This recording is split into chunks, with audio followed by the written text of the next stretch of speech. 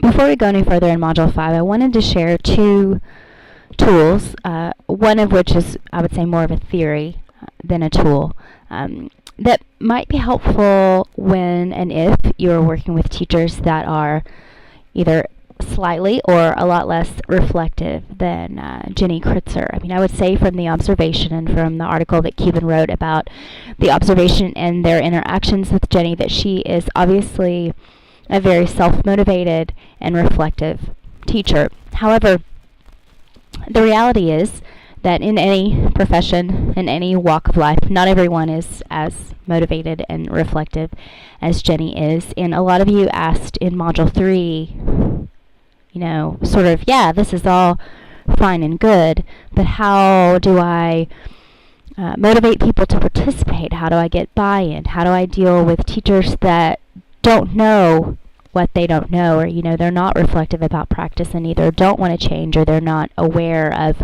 what they might need to change, or even that there is a need for it. So I wanted us to have a chance to explore that a little bit before we continue, what we might do and how we might proceed with folks that aren't as reflective as Jenny. And dealing with that, I think, is a module in and of itself, and we don't have time to go in as much depth with that as I would like. But I want us to look quickly at the Conscience Competence Learning Matrix. And this is something you may have heard of before, applied to the education profession. It didn't initiate in education, but this theory or model is attributed to several different sources, but one of them is Martin Broadwell in 1969.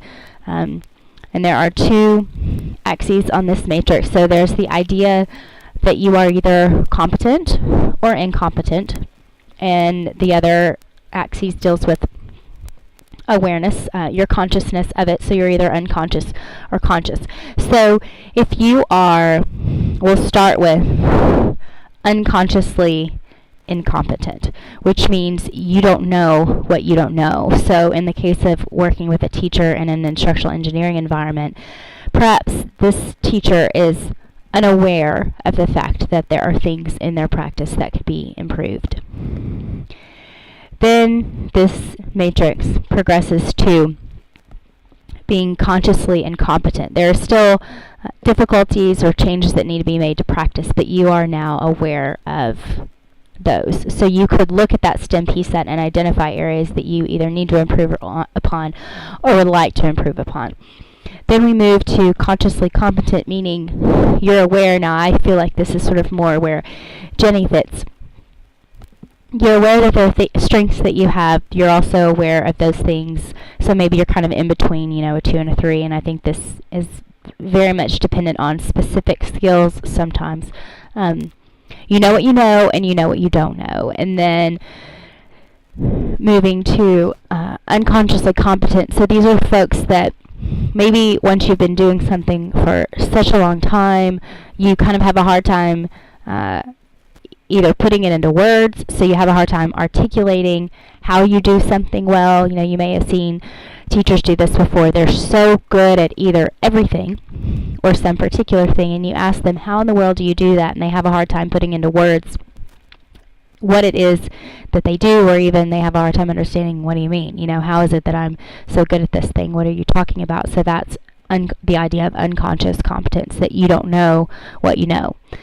Either because you've been doing it for so long, or it just comes so naturally to you that you have a hard time articulating it.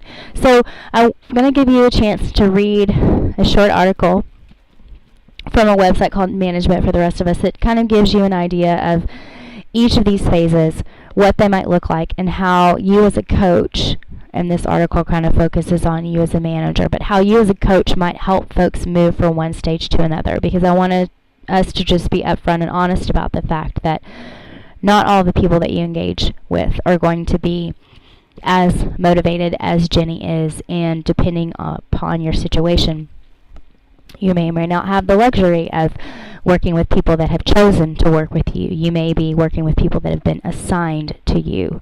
So you're going to need at least some background on kind of identifying where people are on a continuum of self-awareness. All right, so that's one tool. Now, here's another one that I it's kind of similar, that I used in a training as a participant through Region 13. But this continuum checklist is somewhat similar to conscious competence model, but this helps you rate folks that you're working with. And this is from Annette Brinkman. Brinkman works out of Utah, and she's an educational consultant.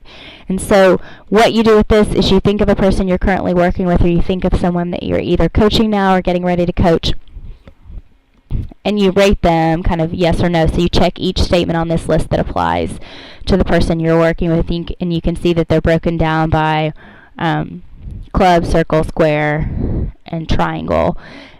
And then you come down here to the bottom. Once you've completed this checklist, you tally the number of responses for each one. And I'm going to attach this document to your work in this part of the module.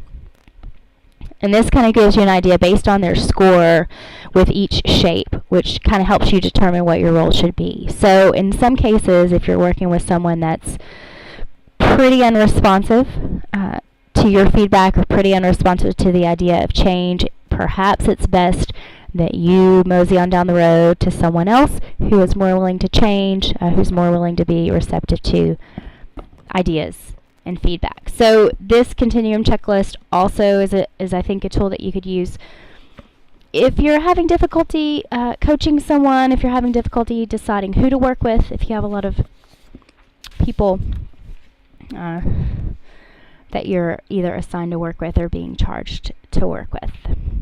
So I'm going to give you a little bit of time to focus and think about these tools and read about these things, and then complete a journal entry to reflect on how you feel about these two tools that help you kind of think about people's self-awareness.